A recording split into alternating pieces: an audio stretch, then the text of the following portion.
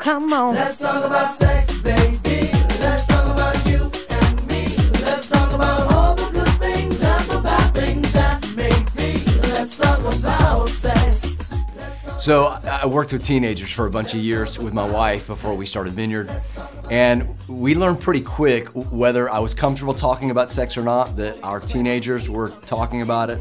And if they weren't talking about it, they were certainly thinking about it, and they were thinking a lot about it.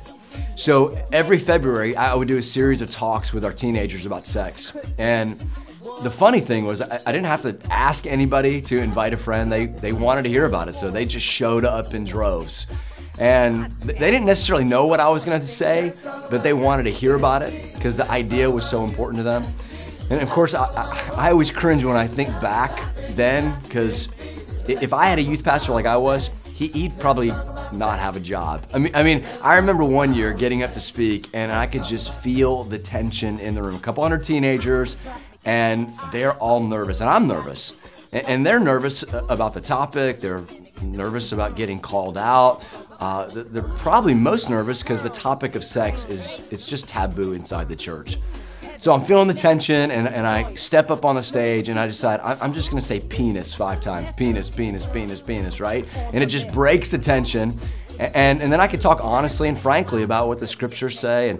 And what was most surprising to the adults and to the teenagers is that for the most part, the Bible is fairly intuitive when it comes to sex, but we just overthink it.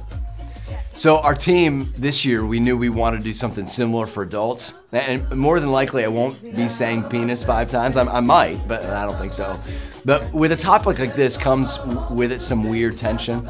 And so either way, I'd love for you, your family to come, discover what God says, what God means, and ultimately step into God's best for you as it relates to your relationships and your marriages and your sexuality.